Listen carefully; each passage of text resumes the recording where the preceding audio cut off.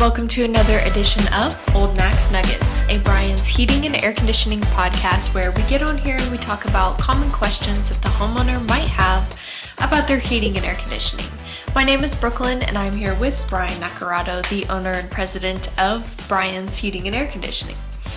How you doing today? I'm doing really good. We've been getting some rain finally, which everybody knows we're in dire need of, so glad to see it come. So what are we going to talk about today, Brooklyn? So today we're going to kind of scoot away from talking about what homeowners might have questions about or, a heating and air conditioning system specifically, and we're just going to talk about post-high school education. Okay, great topic. I'm all about education, and the fact of the matter is that throughout our lifetime, we never stop learning. Mm-hmm. And I personally like to learn new things. And so one of the things that we actually see in our industry is there is such a shortage of young people coming into what we call the trades, be it heating and air conditioning, electrical, plumbing, those types of trade schools. And currently there are estimates that place our workforce in the heating and air conditioning nationwide at a 35% deficit. In other words, that's how much of a deficit we have in the workforce currently. There are some estimates that place it that by the year 2030, that number will be 40% deficit. So what does that mean for a young person? Well, that if a young person is motivated and they want to invest in their future, pretty much the sky's the limit. So the wages have actually gone up quite a bit in the last few years as well for the field employees that are actually out doing the work. Now, nothing wrong with traditional college, but the old saying, the world needs ditch diggers too. Well, now the ditch diggers are getting paid pretty well. Yeah. And so it's a situation where things have kind of evolved and changed. And not everybody can go to college and get a marketing degree and work on a computer all day. The truth of the matter is we still need people that go out and actually do physical work. And so we're always looking for motivated young people that are wanting to invest in themselves to bring them on board to have them grow up, so to speak, within our industry. So for someone who might be interested, what would make a trade school a good fit for them?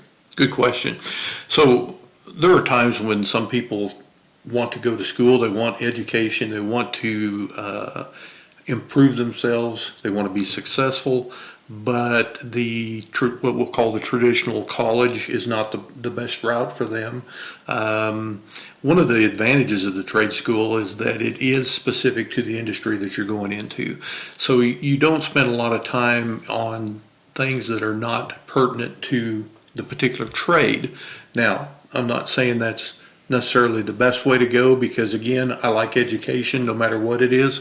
There are some trade schools that may offer an associate degree along with the specific industry package that they're teaching. But for a lot of students that to be able to go into a school where you're learning that specific trade is what may pique their interest. Number one, the time constraint isn't near as long. And so if we're not going to school near as long, we're not incurring near as much debt in terms of what we have to pay back when we're done with school. The other nice thing of it is, over the years, there have been many times where we have actually hired somebody that was still going to school. And so we made the decision to bring them on board. So they were actually working for us during the day and going to school at night to finish up their certificate for heating and air conditioning. So they're still getting paid while they're going to school. That'd be nice. Yeah. Typically people don't get that opportunity, at least not more than like a part-time job or something. Yeah. So, cool. All right. So another thing we do is that we offer scholarships for young people that are coming directly out of high school and either coming into the trades or enrolling into trade school. And doesn't even have to be heating and air conditioning. As long as they're coming into the trades, they can submit for the scholarship program that we offer. So welding, electrical, plumbing, anything of that Sure. matter. Yeah. The only thing I will say to specify this a little bit is that one is for Valley Center, Kansas, USD 262 graduates, and the other one is for the greater Wichita area. That's basically every other school in our surrounding areas. We are local Valley Center, that's where our shop is, and so we want to do something special for those kids specifically, and for the Wichita schools as well. Okay, good. And another program that we also have is we have an internship program. And basically what the internship program does is it allows us to, for lack of a better term, test drive an employee, but it also gives the employee the opportunity to test drive us. Because anytime we bring on somebody new, it's a two-way street. Are they a good fit for the culture that we have within our company? And are we a good fit to help them reach their personal goals? And so the internship program is something to where we can kind of see how we're doing without going to the full-blown expense of bringing somebody on full-time. And also gives them the opportunity to see what is life like on a day-to-day basis doing heating and air conditioning work. Yeah, and you're not locked down to it. Yeah. By the end of it. We have an intern right now. I think he's doing a good job. Yeah. Hey, before we get out of here today, I needed to impart some really good knowledge on you.